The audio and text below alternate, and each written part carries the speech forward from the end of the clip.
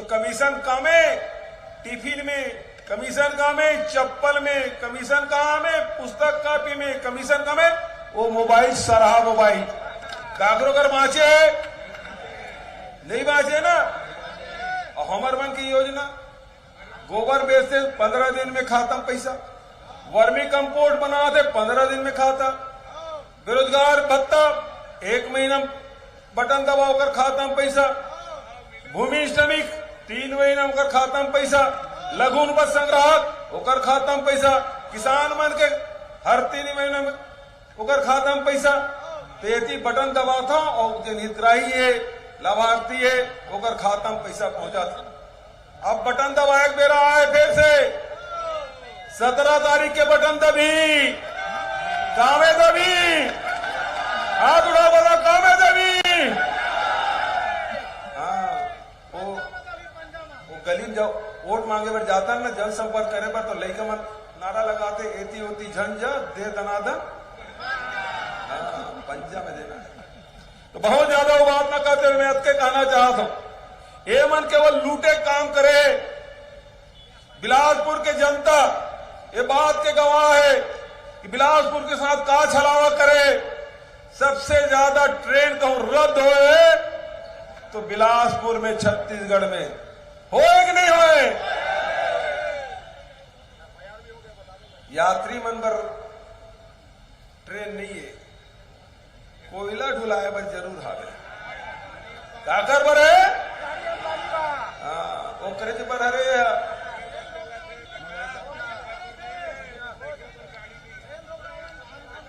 यरू साहु जी प्रदेश अध्यक्ष भी सांसद भी है।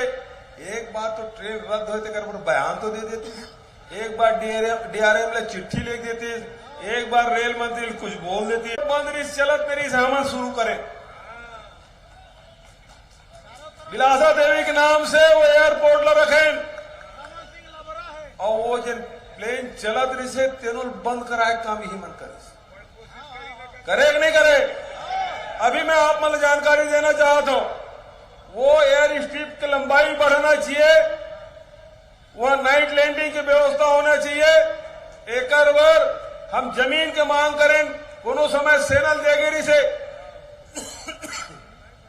सेना लो जमीन देगी तो वापस मांगे कि हम एयरपोर्ट पर जमीन चाहिए, तो मन कहे कि तो पैसा हमारे लौटा दे, हम तो जमीन दे देवो। मैं कहे 90 करोड़ रुपए है, तुरंत वो बजट में शामिल करें, वो पैसा वापस कर दें। अभी फिर कि 90 करोड़ नहीं, वो पुराना रेट है, अभी बाजार के दर से दे दे। हम कहें दें, लेकिन बिलासपुर का एयरपोर्ट मिलना चाहिए, मिलना चाहिए कि नहीं मिलना चाहिए। लेकिन अभी तक के ऊपर अनुमति नहीं मिले, काबर के अड़ंका लगाना चाहते, जैसे तुम ट्रेन ला बंद करे जैसे प्लेन ला बंद करे। तो आज एक मन के हाथ में न प्रदेश संभला थे, न देश संभला थे, न महंगाई कम हो थे, न ट्रेन चला थे, न प्लेन चला थे। तो ऐसा अब कहा थे डबल इंजन के बनाओ, ये डबल इंजन की सरकार बने रही से 15 क्विंटल के धान 10 क्विंटल हो रही से, ये डबल इंजन की सरकार रही से तो बोनस मिला तेल बंद हो और 200-300 रुपये देवो कि तेल नहीं दी। 2 साल के बोनस ला हम चिढ़ाया बर और कहे कि तेल नहीं देवे तो हम देवो। तो रमन सिंह विधानसभा में कहा थे, ये रश्मि और शैलेश बैठे रही, रमन सिंह खड़ा हुई तो किसी बघेल जी आप तो 2 साल का बोनस दूंगा बोले थे, जो मैंने वादा किया था। मैं तो लाज नहीं लगे डॉक्टर, ते वादा करे तो ते नहीं दे दो, मोला तेल कहा था। लेकिन वो किसान के बात है, मैं मोदी जी चिट्ठी लिखे काबर की बोनस दे पर रोक भारत सरकार लगा है, मैं के अनुमति भर दे दे छत्तीसगढ़ के किसान लोग। रमन सिंह जी 2 साल के बोनस नहीं दे तेल फिर से दूंगा। भरोसा है ना। हाँ ओकर मन के बात के कोई गारंटी नहीं है, ओकर मन के गारंटी भरोसा नहीं है।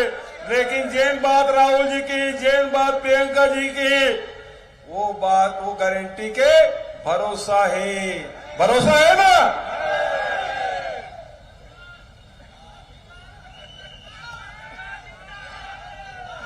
अब की बार पक्का बिलासपुर की सबो विधानसभा पक्का हाथ उठा बताओ बिलासपुर की सबो। पिछले समय 2 टिक मिले नहीं सर भाई। हाँ ब्याज सहित सीधा छक्का एक अजय। अच्छा सेठ लगा खर्चिया भेजू।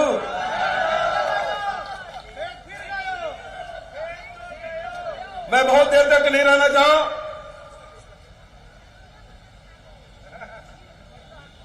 लेकिन एक बात कहना चाहता हूं कि भारतीय जनता पार्टी अब दूसरा चरण के नामांकन समाप्त होने के बाद भी का करबो तो नहीं बोले, ठीक है ना।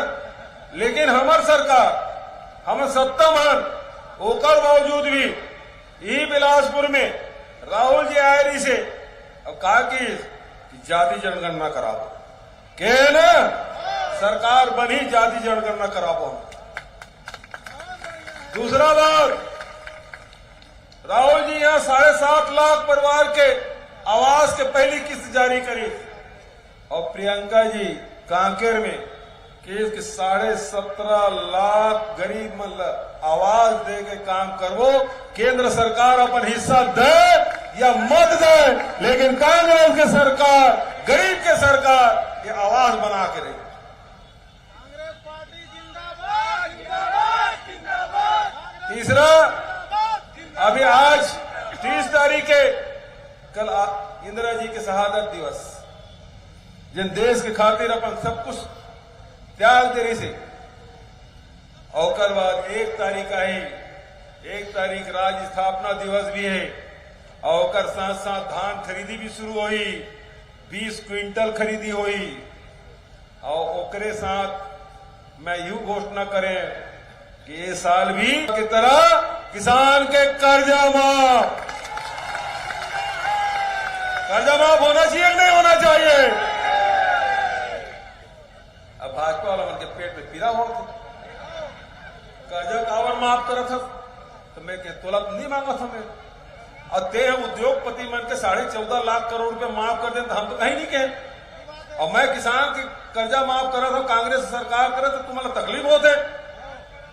वही प्रकार से जे राहुल गांधी जी परसों ये घोषणा करी जे तेंदूपत्ता संग्राहक है 12.5 लाख ओमे के 4,000 प्रति मानक बोरा के दर से मन तेंदूपत्ता खरीदन देश में सबसे ज्यादा। लेकिन वो मतलब साल में एक बार अतिरिक्त 4,000 रुपया हर परिवार का देख घोषणा राहुल जी करे। ओकरे साथ महुआ है, इमली है, आमचूर है, लघु उपज है, समर्थन मूल्य में 10 रुपए वृद्धि की घोषणा राहुल जी करे। साथ ही क्योंकि बिलासपुर में हमारे यहाँ यूनिवर्सिटी भी है, कॉलेज भी है, मेडिकल कॉलेज है, इंजीनियरिंग कॉलेज है, डिप्लोमा है, राहुल जी घोषणा करे जब का भी शासकीय महाविद्यालय है, चाहे आईटीआई हो, चाहे डिप्लोमा हो, इंजीनियरिंग हो, मेडिकल हो, मतलब केजी से लेके पीजी तक कोई फीस दे के जरूरत नहीं है, निःशुल्क पढ़ाई हुई, न एडमिशन फीस न ट्यूशन फीस। देश में कौन नहीं है जन छत्तीसगढ़ में हुए। एक बार जोरदार लड़का मन के भविष्य पर ताली बजा के स्वागत करो।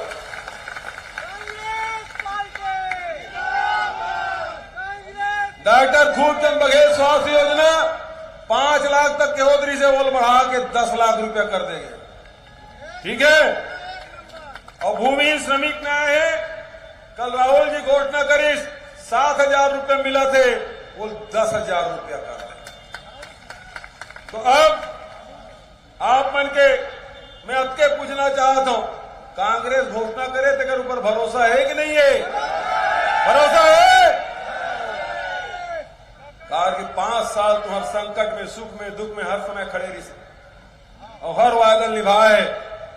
तभी 9 ठक हमारे नेता मन वादा करे हैं। अभी आधा दर्जन से ज्यादा प्रियंका जी आप मन के बीच में घोषणा करी है, ठीक है? तैयार हो? तो अब इसे कि प्रियंका जी के भाषण के पहली कांग्रेस के थीम सॉन्ग लॉन्च करना है। तैयारी हो गए?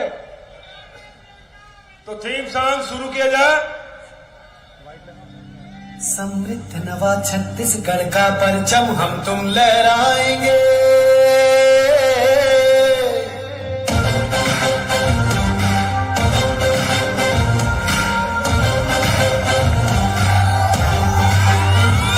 समृद्ध नवा छत्तीसगढ़ का परचम हम तुम लहराएंगे।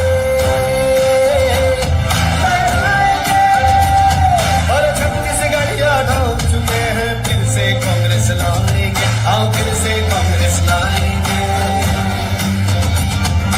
जितना काम किया है उसका दुगना करके दिखाएंगे। छत्तीसगढ़ को देश का सबसे बढ़िया राज्य बनाएंगे। फिर से कांग्रेस लाएंगे।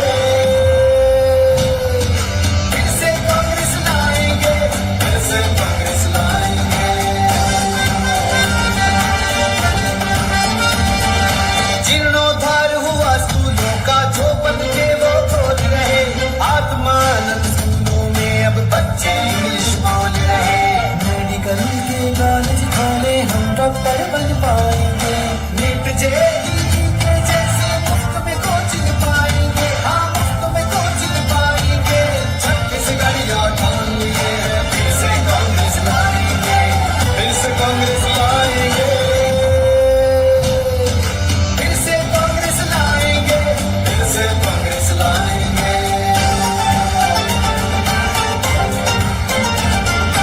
कर्ज माफी से अठगाला,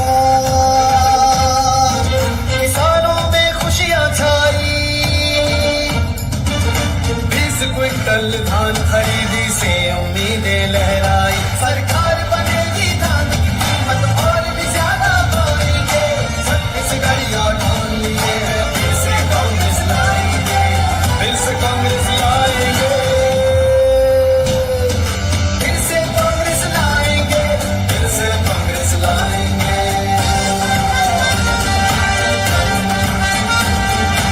एक बोर तेंदुपत्ते की कीमत हुई है 4,000। 4 लाख की बीमा का भी बना दिया हमको हकदार।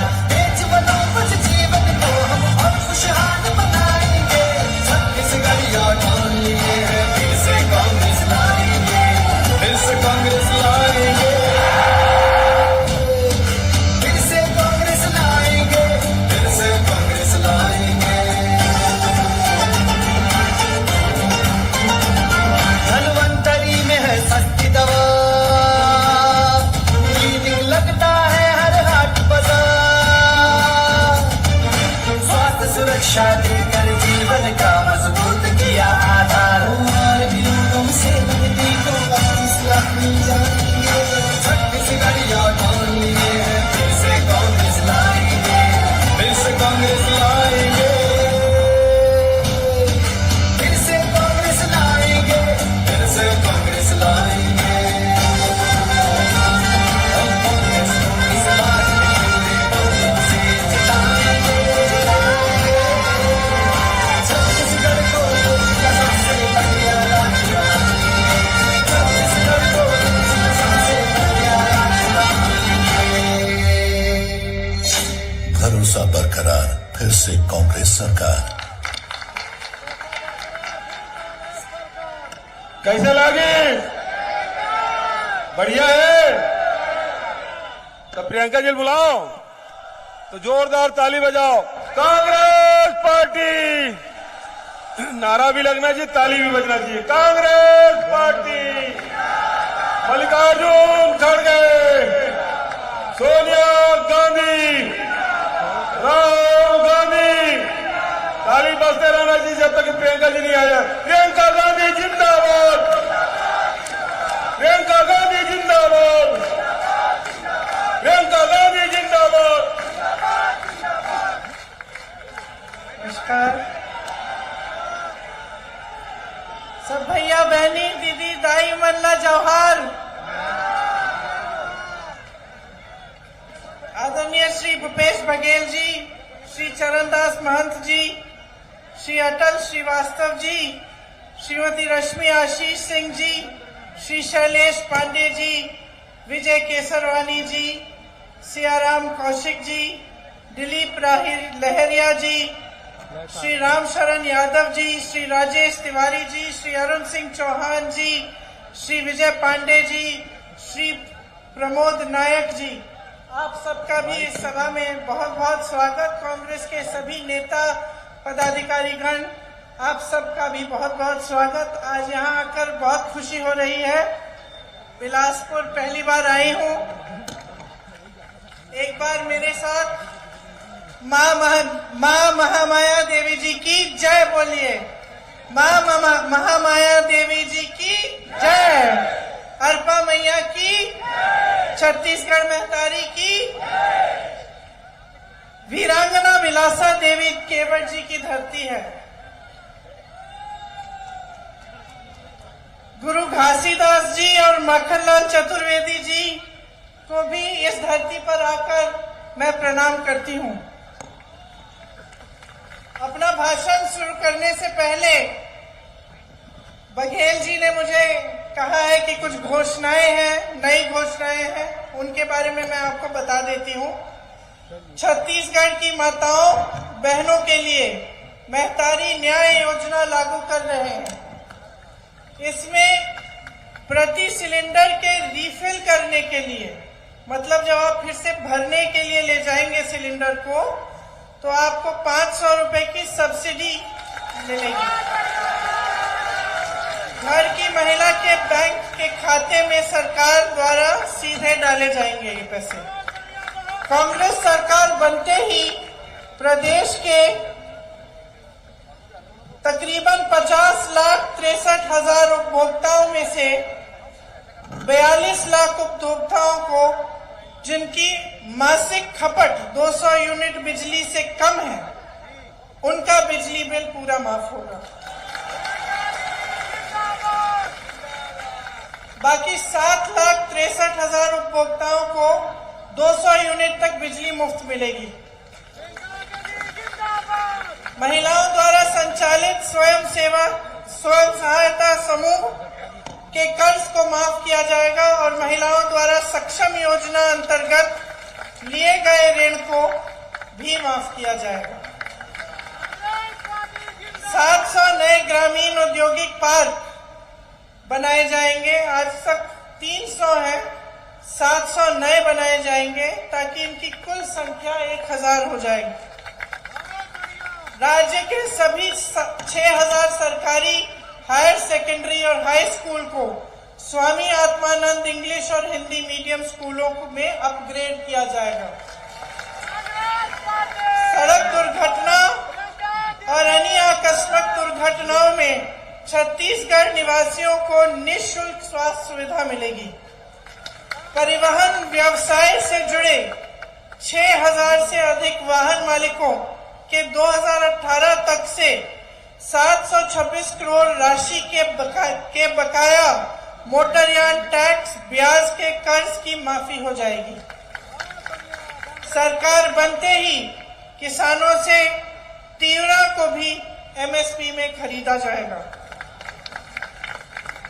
तो ये कुछ नई घोषणाएं हैं, आशा है आपने ध्यान से सुनी। देखिए, आपको पता होगा कि महात्मा गांधी जी आजादी की लड़ाई के समय बिलासपुर आए थे।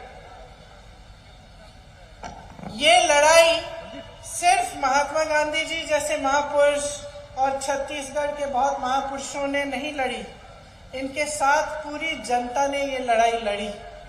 और खास तौर से मेरी बहनें बैठी हैं, बहुत सारी बहनें भी इस लड़ाई में शामिल थी और उन्होंने खास तौर से जब उड़े आई और ये परचम उठाया उन्होंने कि अंग्रेज जाएंगे इस देश को छोड़कर और हम आजादी पाएंगे। यहाँ छत्तीसगढ़ में जब महात्मा गांधी जी आए थे तो मैंने सुना है कि जहां से उन्होंने भाषण दिया, जहां वो बैठे थे, वहां से उन्होंने छत्तीसगढ़ की बहनों से कहा कि तुम्हारे पास जो भी है आजादी की लड़ाई के लिए उसे दे दो। अगर थोड़ा बहुत पैसा है, किसी ने जेवर दिए, किसी ने कुछ दिया, जो भी था आजादी की लड़ाई के लिए उन्होंने महात्मा गांधी जी को दिया। महात्मा गांधी जी ने उन्हें प्रेरित किया कि तुम भी लड़ो, तुम भी आगे आओ। और इस देश के लिए अपना जीवन देने के लिए तैयार हो जाओ। उनके जाने के बाद मैंने सुना कि जहां वो बैठे थे, जहां से भाषण दिया था, वहां पर कुछ बहनें गई, किसी ने थोड़ी सी धूल उठा ली, किसी ने एक ईंट ले ली और घर में रख ली, और उसके प्रति, उन ईंटों के प्रति, उस धूल के प्रति उन्होंने उन श्रद्धा अपनी व्यक्त की और घर में रखी। तो ये श्रद्धा क्या है जो नेता और जनता के बीच होती है? हम लोग आते हैं, आप फूलों से हमारा स्वागत करते हैं, अपनी समस्याओं को बताते हैं। ये जो भावना है, ये एक तरफी भावना नहीं है। ये नहीं है कि सिर्फ आपके मन में ये श्रद्धा है, ये हमारे दिलों में भी श्रद्धा होनी चाहिए आपके लिए। मैंने खुद देखा, किसी ने इंदिरा जी की बात की, बघेल जी आपने भी कहा कि कल इंदिरा जी की पुण्यतिथि है। मुझे एक छोटी अपनी बात याद आई। मैं 12 साल की थी, उस दिन सुबह 9 बजे 8 बजे मैं स्कूल जा रही थी, तो हम लोग इकट्ठे रहते थे। दादी के पास गई, स्कूल में एक प्रतियोगिता थी, उसके लिए मैंने दादी का एक झोला रखती थी, मैंने उनका झोला मांगा। नाटक की प्रतियोगिता थी, झोला मांगा दादी से और उनको प्यार से ऐसे पकड़ के बाय बाय बोल के स्कूल चली गई। तकरीबन 2 घंटे बाद हमें स्कूल से लेने के लिए सुरक्षा कर्मी आ गए, गाड़ियों में रखा, बिठाया। काफी इतने सारे सुरक्षा कर्मी मैंने जीवन में नहीं देखे थे। अचानक हमें घर ले गए, हमें मालूम नहीं था, राहुल को और मुझे, कि क्या हुआ। मैं 12 साल की थी, वो 14 साल का था। घर आए, गाड़ी से उतरे तो जमीन पे खून के बड़े बड़े धब्बे थे। उस समय हमें मालूम नहीं था कि हमारी दादी का खून था जो उस मिट्टी में मिल चुका था। अंदर गए, माता पिता नहीं थे, पिताजी दौरे पे थे, बंगाल गए हुए थे, माताजी दादी को लेकर अस्पताल गई हुई थी। जब अंदर गए और पता चला कि दादी की हत्या की गई है, तो एक अजीब सा भय, अजीब सा दुख मन में जागा और ऐसे लगा कि क्या अगले दिन सुबह हो भी सकती है कि हमारी दादी, जो सिर्फ हमारी दादी नहीं थी लेकिन एक महान शख्सियत थी, क्या उनको इस तरह से कोई खत्म भी कर सकता है, और इतनी हिंसा से। और अक्सर मैं सोचती हूं कि इतनी हिंसक घटना घटी हमारे साथ। हमारी दादी मां समान थी हमारे, लेकिन कैसी देशभक्ति की भावना उन्होंने हमारे दिलों में डाली होगी कि 1 सेकंड के लिए, 1 मिनट के लिए हमारी इस देश में आस्था नहीं टूटी। 7 साल बाद, और ये मैं लंबी चौड़ी बात आपको इसलिए बता रही हूं, मैं बताऊंगी क्यों।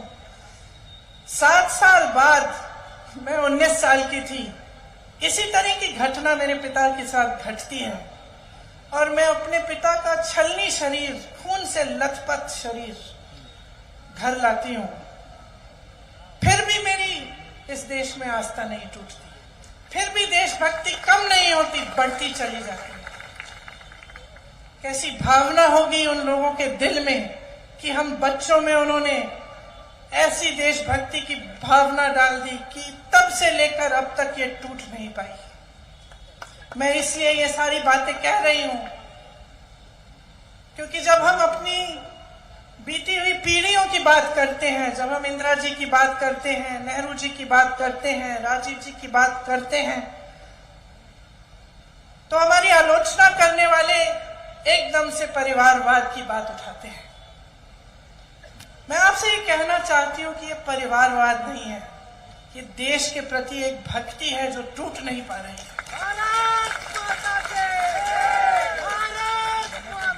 और ये एक श्रद्धा है दिल में आप सबके लिए, आपके लिए जो आप यहाँ बैठे हैं, मेरी बहनों आपके लिए, मेरे भाइयों आपके लिए, जो इस देश का किसान है उसके लिए, जो दिन रात एक करता है उस खेती के में से कुछ बनाने के लिए, उपज करने के लिए, हमें खिलाने के लिए, जो अन्नदाता है इस देश का, उसके लिए आस्था है।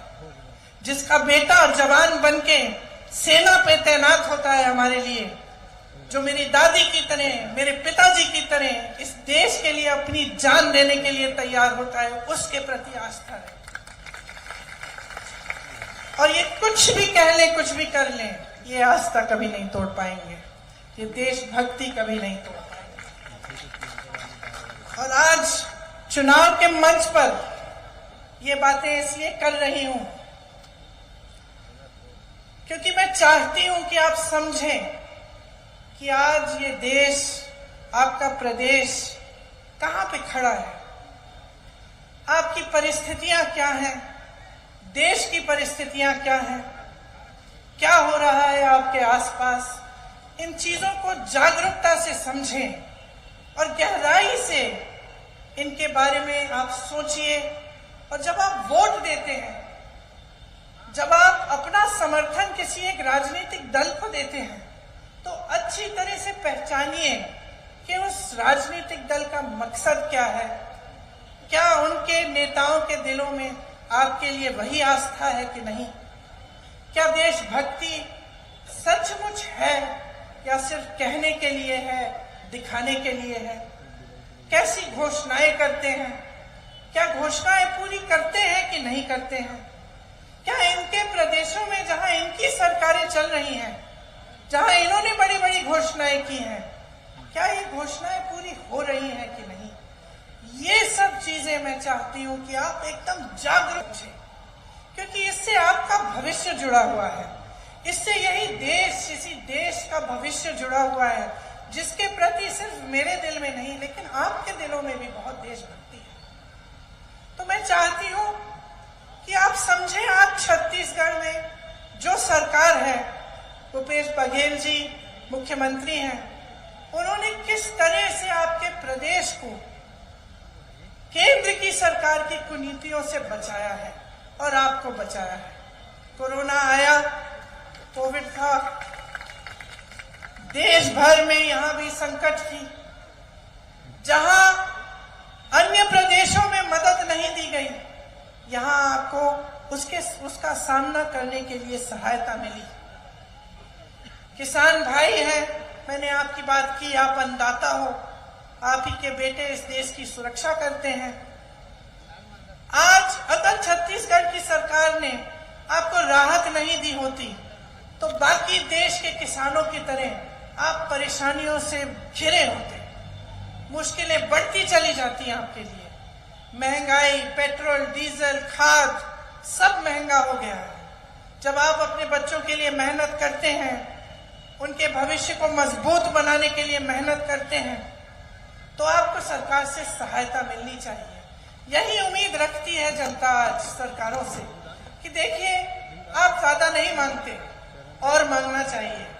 आप तो आज के दिन सिर्फ यही मांग रहे हैं कि हमारे जीवन में बहुत मुश्किलें हैं, हमें संकट है, परेशानियां हैं, इस जीवन को जीने में हमें हमारी सहायता कर दो, यही मांग रहे हैं आप। इससे कुछ ज्यादा नहीं मांग रहे हैं। ये मूल सुविधाएं हैं, पानी, सड़क, बिजली, पाठशाला, ये मूल सुविधाएं हैं, आपके हक है ये।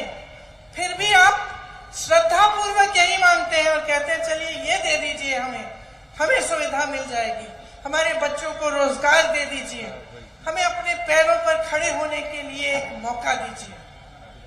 ये बड़ी बातें नहीं है, ये सरकारों के कर्तव्य होते हैं कि आपके लिए किया जाए। कोई एहसान नहीं होता आप पर। यहाँ तमाम सरकारी कर्मचारी हैं, पुलिस के भाई बहन हैं। आप क्या मांग रहे हैं? कई सालों से आपकी क्या मांग रहे हैं कि आपको पुरानी पेंशन मिल जाए। क्यों? कोई बड़ी बात नहीं है ये। आप 20 सालों से काम करते हैं, देश सेवा करते हैं, तो एक उम्मीद रखते हैं ना कि कम से कम जब हम बूढ़े हो जाएंगे तो हमें पेंशन मिलेगा, सुरक्षा मिल जाएगी। आज आपको मालूम नहीं है कि आपके पेंशन के पैसे कहाँ जा रहे हैं। कल को कुछ हो जाए मार्केट में और आपकी सारी कमाई गवा देंगे। तो ये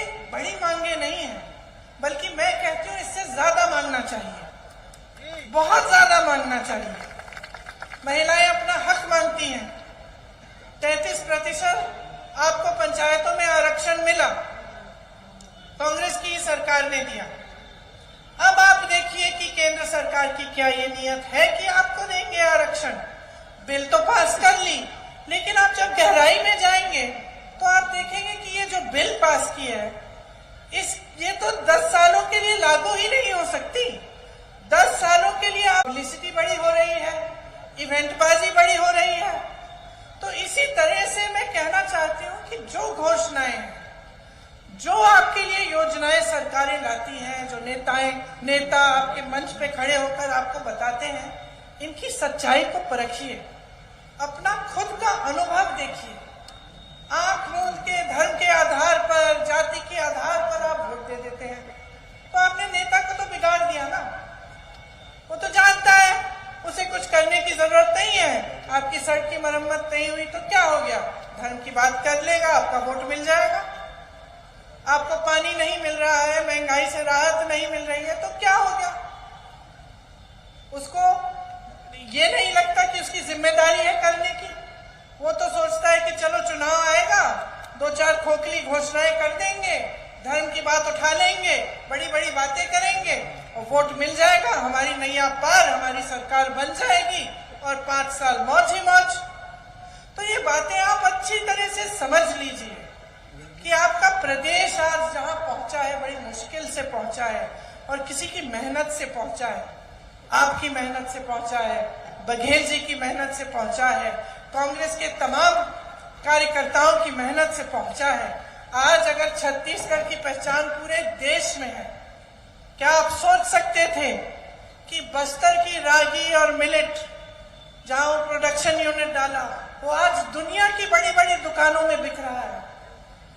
क्या आपने सोचा था कि जहां आप आवारा पशु की समस्या से जूझ रहे थे, दिन रात खेती की चौकीदारी करनी पड़ रही थी, वो इस तरह से सुलझाई जाएगी कि आप उसमें से कमा भी पाएंगे, कि गोबर को भी आपसे सरकार खरीद के उसका कुछ बना देगी। क्या आपने सोचा था कि रोजगार के मौके छत्तीसगढ़ में इतने मिल जाएंगे कि बाहर से जो पलायन करके गए थे वो वापस आकर खेती किसानी और रोजगार यहाँ पे करना चाहेंगे?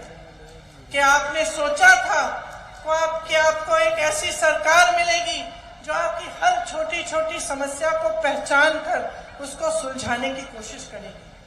मुझे नहीं लगता कि जब 5 सालों पहले हमारी सरकार बनी थी तो आप सोच सकते थे कि आपके प्रदेश की कितनी तरक्की हो सकती है।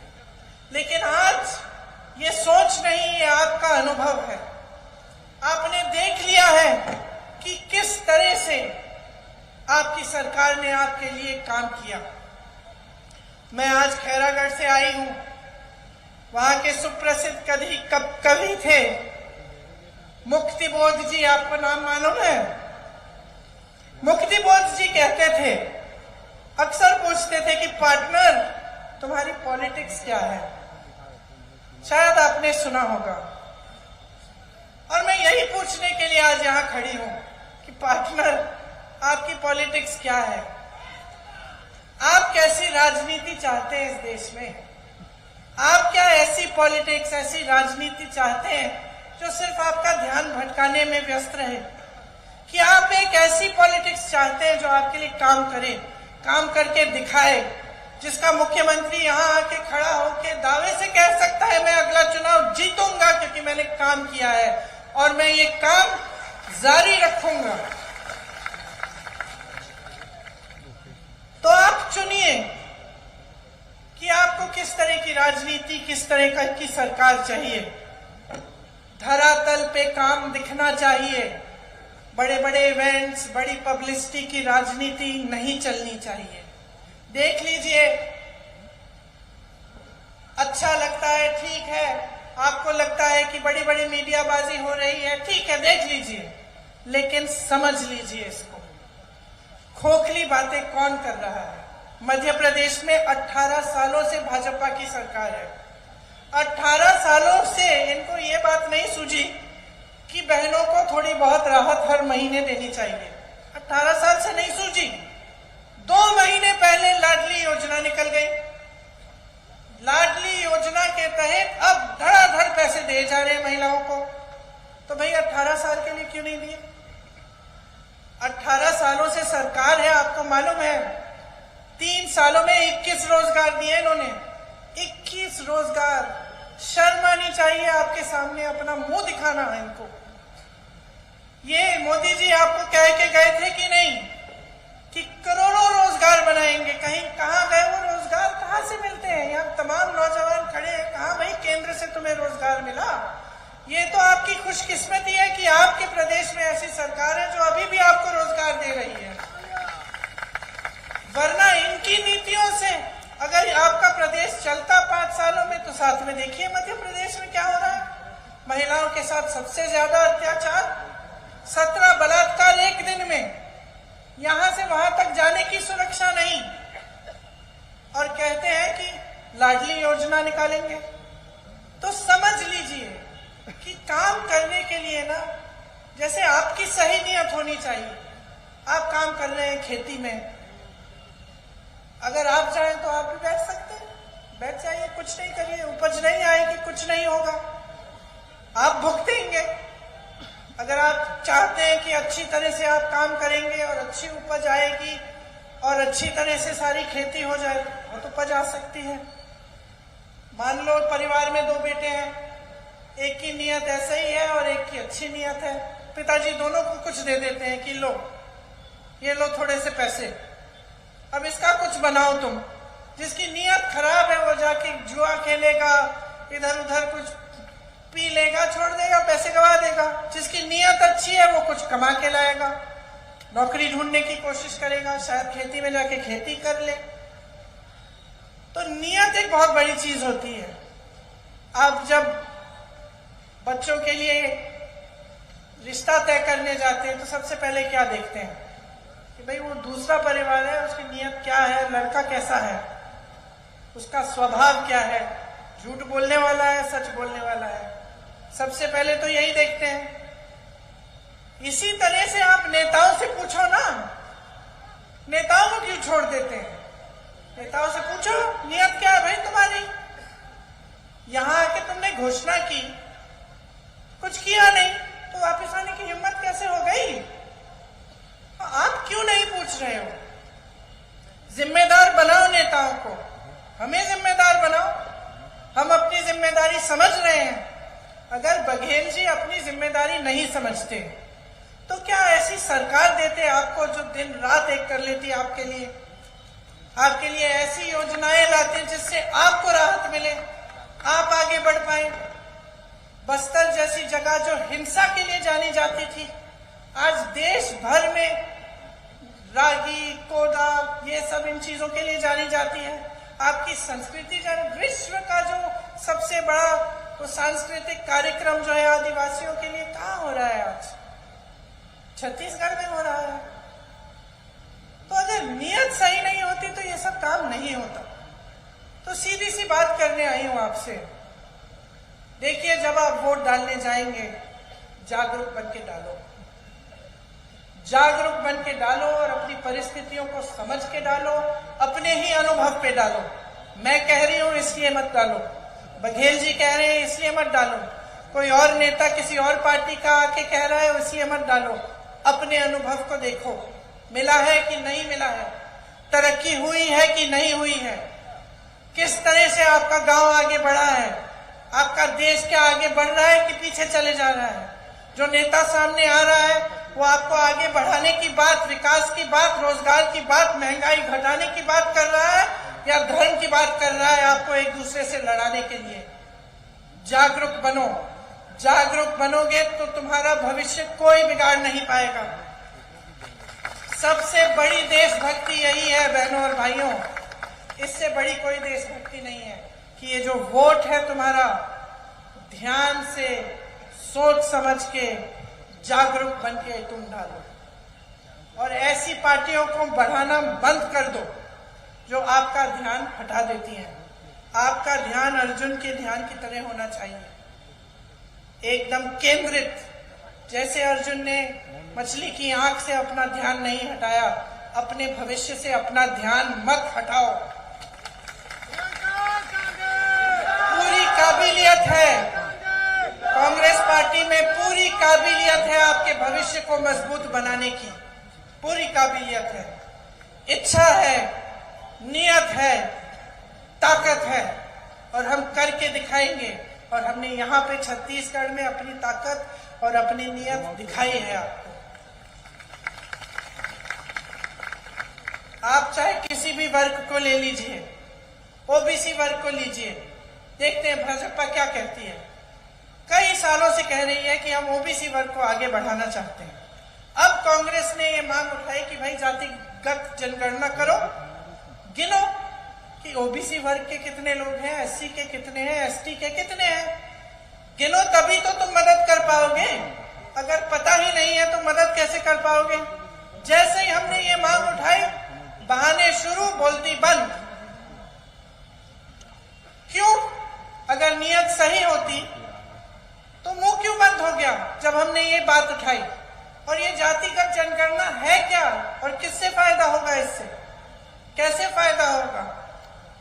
ये यही बात है कि गिन लो, देखो देश में कौन कौन है, क्या सुविधाएं सबको मिल रही हैं, क्या सबको न्याय मिल रहा है। 84% ओबीसी एससी एसटी की संख्या बिहार में है, उन्होंने गिनती की।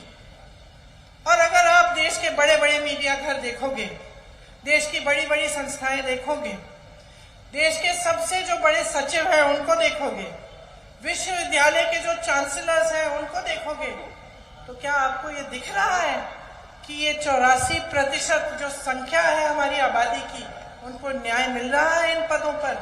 नहीं मिल रहा है, नहीं मिल रहा है। तो फिर से बड़ी बड़ी बातें, धरातल पे कुछ नहीं। महिलाओं के साथ बड़ी बड़ी बातें, इवेंटबाजी, बिल पास हो गई, धरातल पे कुछ नहीं।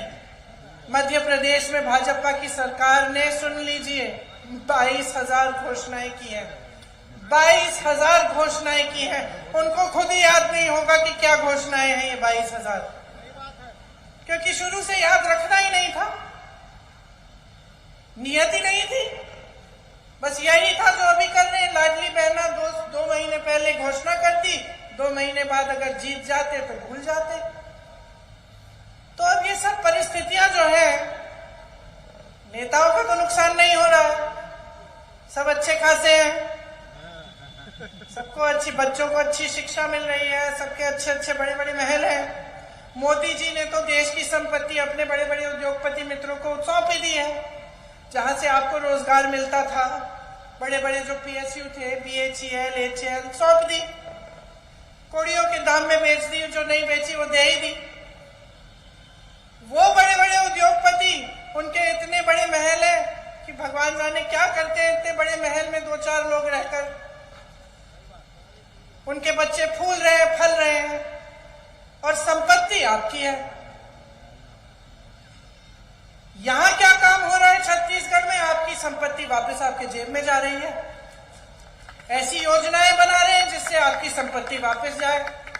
हम कहते हैं ओपीएस के लिए पैसे हैं, हम हिमाचल में दे रहे हैं, कांग्रेस की सरकार हिमाचल में, कर्नाटका में, राजस्थान में दे रही है। ये कहते कि नहीं है। अच्छा, अगर आपके पास ओपीएस के लिए पैसे नहीं है तो बताइए, आपने हजारों करोड़ रुपए अडानी जी, अंबानी जी के कैसे माफ कर दिए? कर्ज माफ किए इन्होंने इतने बड़े बड़े। अगर आपके पास पैसे नहीं थे तो अच्छा खासा हमारा संसद भवन चल रहा था, इसके सुंदरीकरण को क्या जरूरत थी आपको 20,000 करोड़ रुपए खर्चने के लिए? आप एक कॉन्फ्रेंस हॉल बना रहे हो दिल्ली में 27,000 करोड़ का।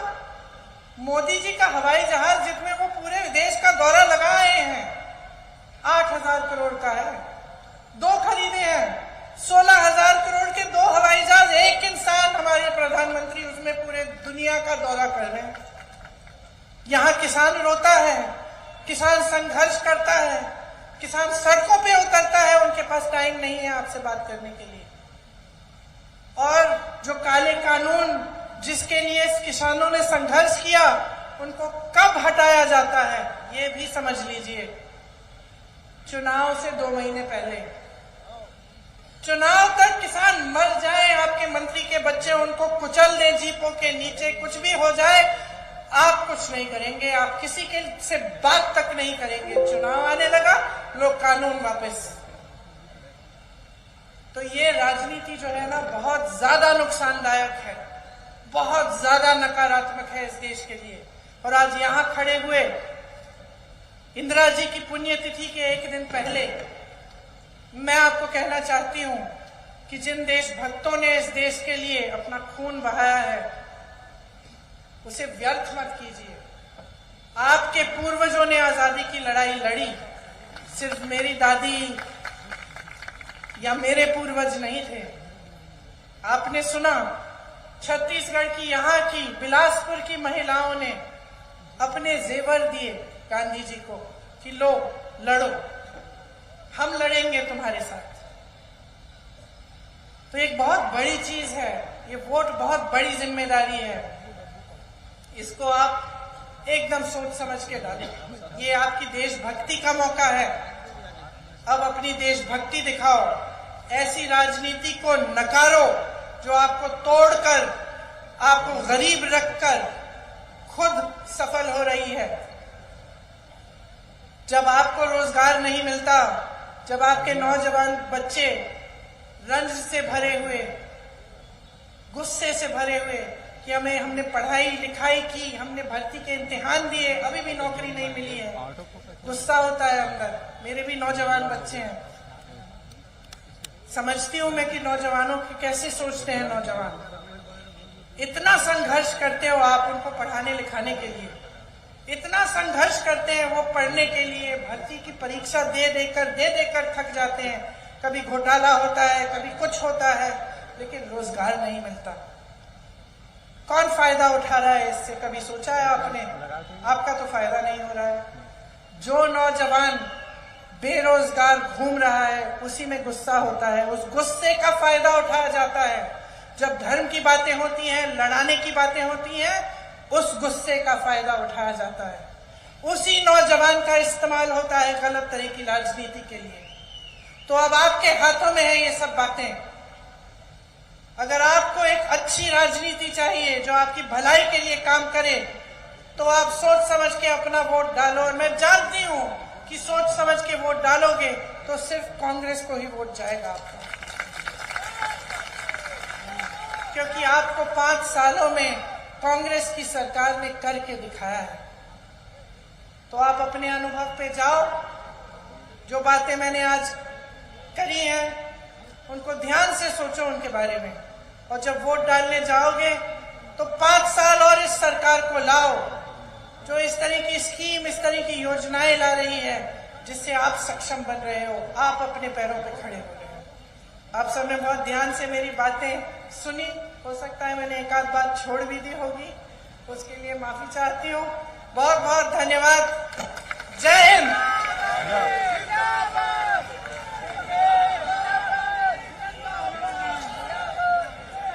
बहुत बहुत धन्यवाद प्रियंका जी, जो आपने छत्तीसगढ़ के महिलाओं के लिए, गरीबों के लिए जो घोषणाएं की है उसके लिए हम आभारी हैं। और मैं आभार प्रदर्शन के लिए जिला कांग्रेस के अध्यक्ष विजय पांडे जी को आमंत्रित करता हूं। मैं और सभी प्रत्याशी सामने आ जाए। मैं हम सबकी नेता प्रियंका गांधी जी के आभार के साथ ही मैं वरिष्ठ आदिवासी नेता कोटा विधानसभा क्षेत्र के विधि राम सिद्धार संजय जायसवाल जी अपने साथियों के साथ आज कांग्रेस प्रवेश कर रहे हैं। मैं आदरणीय प्रियंका जी से अनुरोध करूंगा कि उन्हें कांग्रेस का गमछा पहना करके उनके कांग्रेस प्रवेश की औपचारिकताएं पूरी करें। साथ ही बेलतरा विधानसभा क्षेत्र के हमारे बहुत ही वरिष्ठ नेता अशोक तिवारी जी, जो अध्यक्ष सर्व ब्राह्मण सभा के अध्यक्ष हैं, भरत सिंह ठाकुर जी, विवेक कौशिक जी अपने 150 साथियों के साथ कांग्रेस प्रवेश कर रहे हैं। उनके लिए मैं